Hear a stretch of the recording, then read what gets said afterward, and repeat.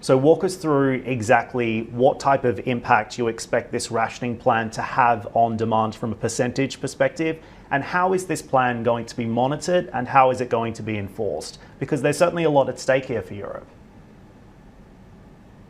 So, as you say, at the moment, we're in this period where, there isn't a very immediate crisis. It was still talking about lots of people in fuel poverty, but ultimately the heating load isn't so great.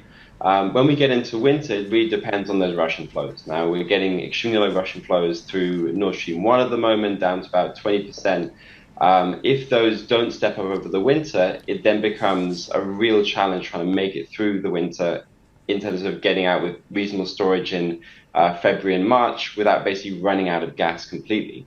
Now, we've got about 71 BCM in storage already. Now, in the coldest winter we've had in recent years, that was the beast from these winter, we used about 66 BCM out of storage, but that was with strong Russian flows coming in. If we don't have those Russian flows, it then becomes very difficult to make it through March. Now, the mandatory plan, if that was triggered in terms of a union-wide alert, we reckon that could liberate, on top of what we already expect to see in terms of price, about 25 BCM over the course of the winter.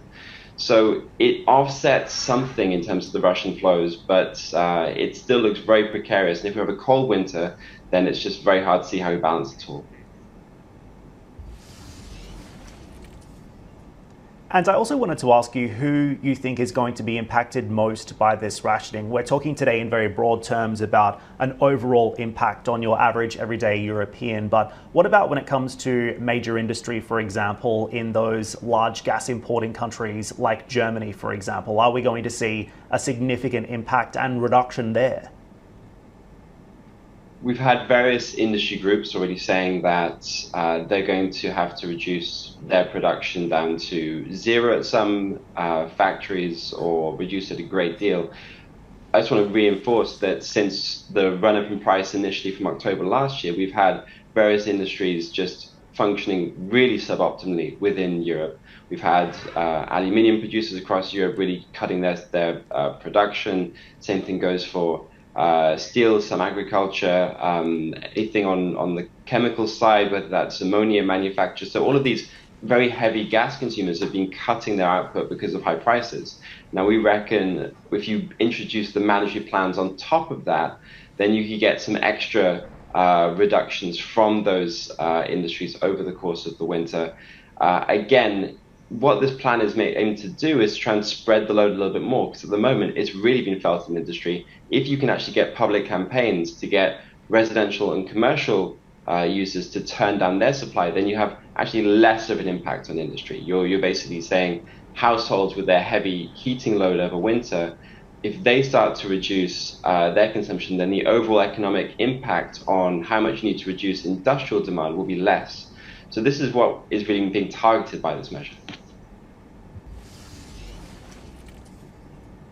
And James, just bottom line here, do you think it's going to work? I mentioned before that this is clearly a test of European unity and solidarity in a very challenging time. They clearly recognize the need to change and the need for unity in the face of Russia's war in Ukraine and its energy blackmailing here. But is this plan actually going to work, in your view?